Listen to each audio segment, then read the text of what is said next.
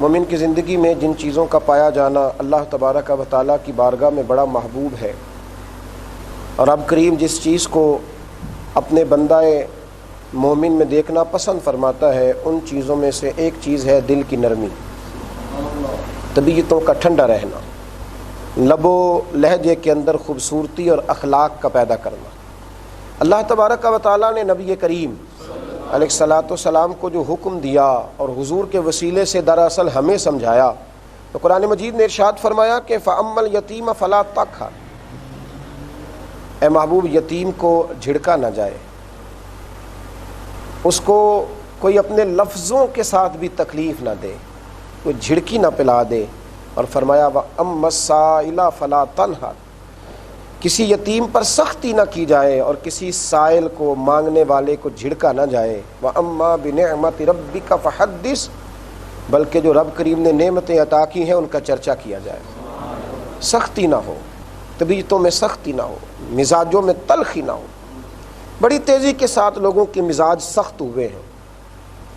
ایک کلچر کو فروغ دیا گیا ہے کہ جس کی لاٹھی اس کی بھینس۔ یہ بتایا گیا ہے کہ شاید اس وطن کے اندر، اس دھرتی کے اندر جو لوگ زیادہ سخت ہوتے ہیں وہ اپنے کام صحیح نکال لیتے ہیں۔ لوگ بتاتے ہیں کہ میں چونکہ اپنے ماحول کے حساب سے بڑا سخت ہوں، میرے سامنے کوئی آدمی بات نہیں کرتا۔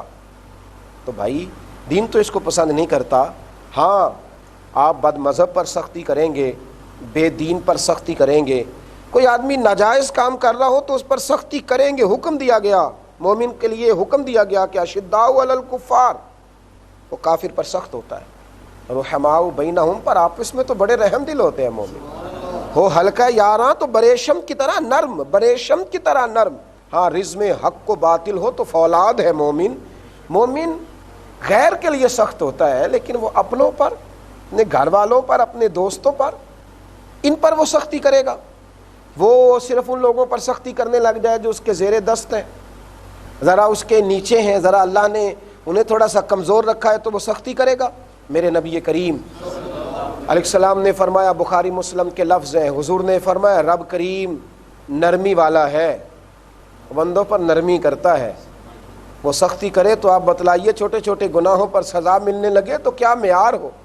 فرمایا اللہ نرمی والا ہے اور نرمی کو پسند کرتا ہے۔ ایک صحابی اپنے غلام کو مار رہے تھے، نبی کریم علیہ الصلاۃ والسلام پہنچ گئے۔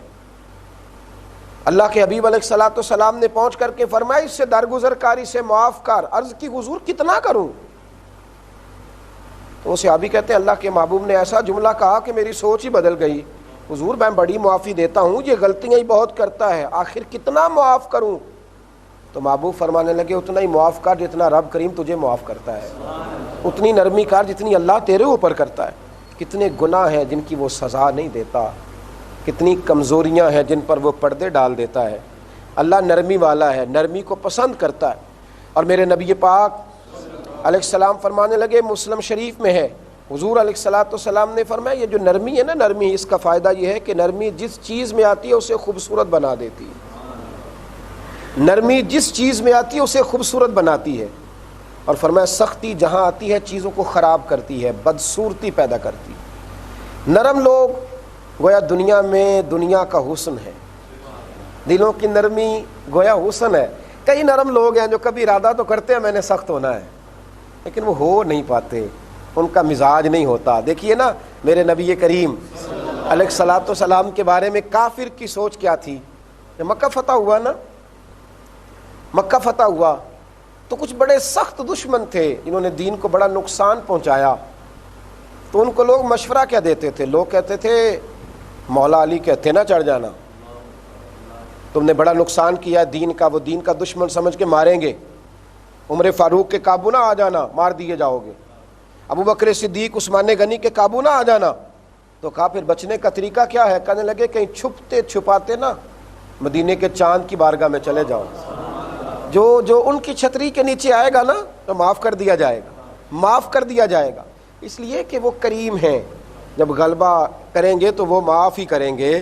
اس لیے کہ نرمی دنیا میں حسن پیدا کرتی ہے۔ نرمی کچھ لوگ کوشش کرتے ہیں سخت ہونے کی، پر اللہ بڑا ہی کریم ہے، رب کریم نے انہیں نرمیاں عطا فرمائی، اللہ نے انہیں نوازا ہے۔ وہ کیا کریں، دل کے ہاتھوں مجبور ہوتے ہیں۔ میرے رسول پاک علیہ الصلاۃ والسلام کا ایک فرمان ہے طبرانی میں، ایک فرمان ہے، حضور صلی اللہ علیہ وسلم فرمانے لگے نرمی برکت والی ہے، اگر تیرا دل نرم ہوگا تو رب کریم تجھے برکت عطا کرے گا، اور فرمایا سختی بدبختی کی علامت ہے، اگر تو دل کا سخت ہے تو یہ تیری بدبختی ہے، اور اگر تو دل کا نرم ہے تو پھر تو برکت والا۔ حضور نے برکت والا کہہ کے نا تو بات کو کھلا چھوڑ دیا۔ حضور کس چیز میں برکت؟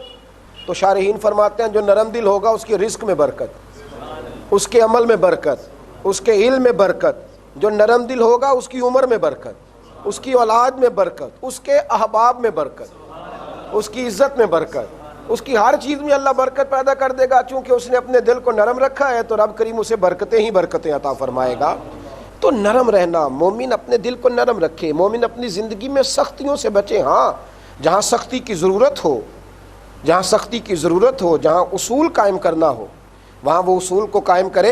ایک جگہ پہ محبوب نے فرمایا نا کہ بچہ جب 10 سال کا اور نماز نہ پڑھے تو مار کے پڑھاؤ، یہ اصول ہے، یہ سختی نہیں ہے۔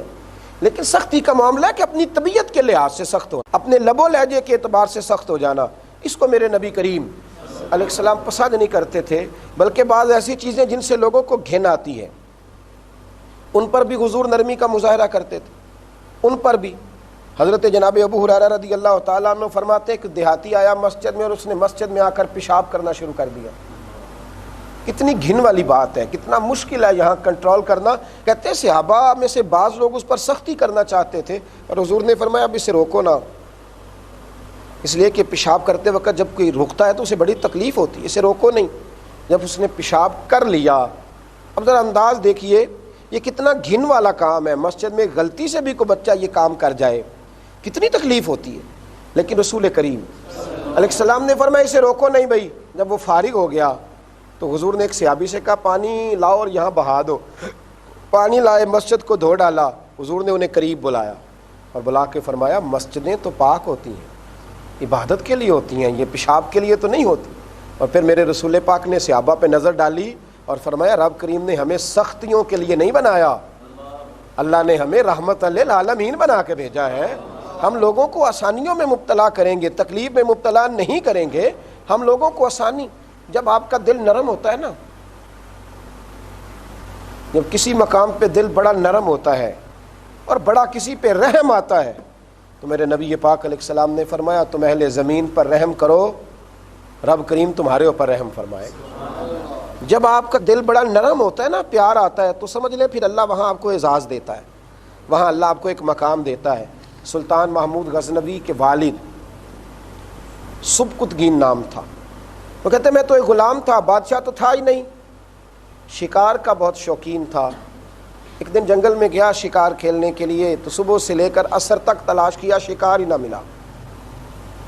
عصر کا وقت ہوا تو ایک ہرن کا بچہ میرے ہاتھ آیا، میں نے کہا چلو آج یہی صحیح، اسی کو پکا کر کے کھائیں گے۔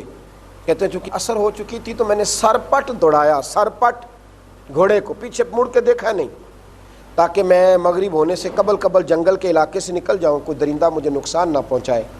فرماتے ہیں جب میں دوڑتا ہوا باہر آیا اور جنگل سے باہر آ کر کے میں نے تھوڑا سانس لیا، اچانک میں نے نظر اٹھا کے پیچھے دیکھا تو وہ ہرنی جس کا میں بچہ اٹھا کے لایا تھا نا، وہ بھی پیچھے پیچھے دوڑتی آ رہی۔ کیونکہ میں نے گھوڑا تیز بھگایا تھا تو وہ ہرنی تھک گئی، اس کا سانس پھول گیا۔ جانور ہو کر اپنے بیٹے کے لیے میں نے اس کی آنکھوں میں عجیب سی پریشانی دیکھی۔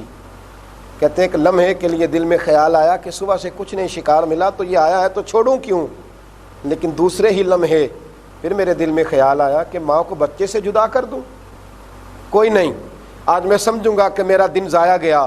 کہتے ہیں میں نے نا وہ بچہ چھوڑ دیا، جب بچہ میں نے چھوڑا تو وہ دوڑ کر کے اپنی ماں کے قریب گیا، اس نے اپنی زبان کے ساتھ اپنے بچے کو چاٹنا شروع کیا۔